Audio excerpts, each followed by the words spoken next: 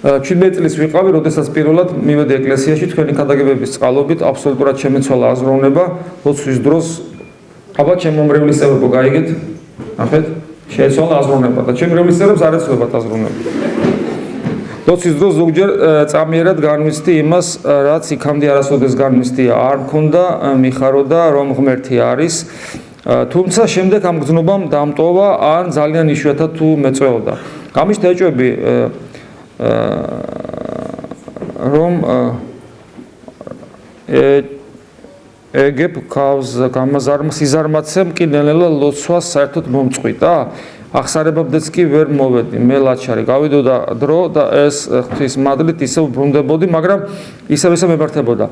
ასე მოხდა 4-ჯერ. ახლა 20 წლის ვარ დაბრუნება, მინდა ღვთის გზაზე, მაგრამ მეშინია. მახსენდება ამდენჯერ ვუღალატე უფალს უძღები შვილი ერთხელ შეცდა და როცა დაბრუნდა მამა მის გულში ჩაიხუტა და მე კიდე 4-ჯერ ვუღალატე მას. მცხენია, მეშინია, მერიდება რაღაც მაკავებს ამე მირჩია მამა. აუ, შენ ბედნიერი კაცი ხარ, შვილო, შენ 4-ჯერ ვუღალატეს უნდა, მე ყოველ დილას აღამოს ვღალატობ უფალს.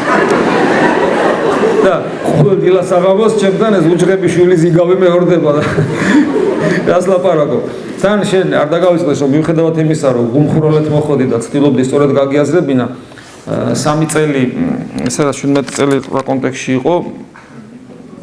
ხო, 17 წლიდან 3 წელი, 4 წელი ეს ნეოფიტების პერიოდიდან არ გამოსულ ხარ, შენ ისევ ნეოფიტი ხარ.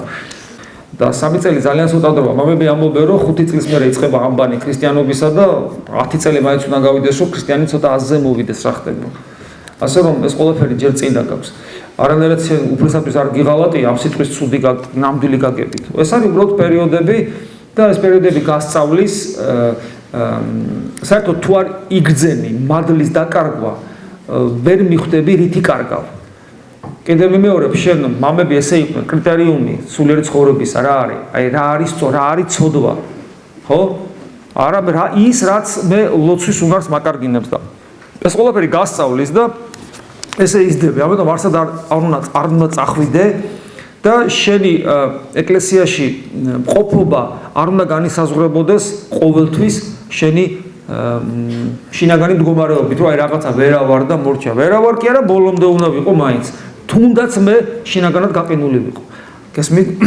შენი არჩევანი არის უპირატესი ვიდრე შენი პიროვნული არჩევანი და გადაწყვეტილება ქრისტეს უერთგულო არის უპირატესი ვიდრე შენი შინაგანი მდგომარეობა.